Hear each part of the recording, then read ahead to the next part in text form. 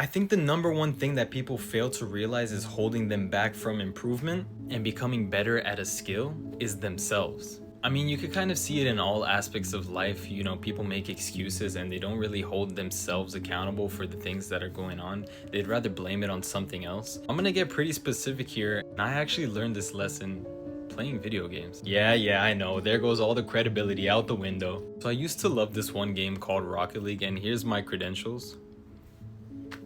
Obviously, I wasn't the best, but getting higher than top 1%, you have to know something about the game, right? You have to be at least a little bit decent. And for those who don't know, the core concept of Rocket League is playing soccer with cars. Essentially, all of the characteristics that you can imagine it takes to become a good soccer player, the mentality kind of goes into this game as well. And so the number one thing that I learned that helped me get from an average rank to actually start improving, because I wanted to improve because it was a fun game, was I had to stop blaming my teammates. I had to take accountability and realize maybe I'm the problem. And look, to be honest, when you're at a lower rank, yeah, your teammates are going to be kind of bad.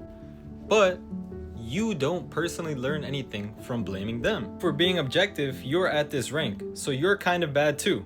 So instead, what you learn from is focusing on your own mistakes. So how does this translate to real life as well? Let's use another very common example. I can't lose weight. Like, there's a million excuses for that one. My metabolism is slow, or when I go out with friends, they're always drinking and they're always eating, and I feel bad to say no. Like, unless you actually have a condition that was diagnosed to you by a doctor, the metabolism one has gotta go. When you go out with friends, you are conscious of what you're doing. They're not putting a gun to your head. So if you're unable to say no, that's your fault. But the best thing about this, and the number one thing that I learned when I was playing those video games, is that this is a good thing, because now I know what needs to be done. Now I know that I'm the problem, and if I'm the problem, I'm also the solution. Now, I know it may seem a little absurd to kind of compare video games to, and getting good at a video game to other skills in life. Getting good at that game was a skill. So for those kind of things, luck is always going to be involved. You want to eliminate the luck as much as possible. Obviously, you want to focus more so on what you can control.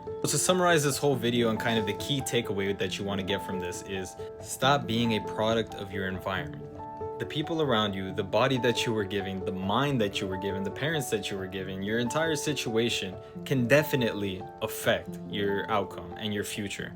But we want to try and focus on what we can control, because obviously we cannot change what we can't control.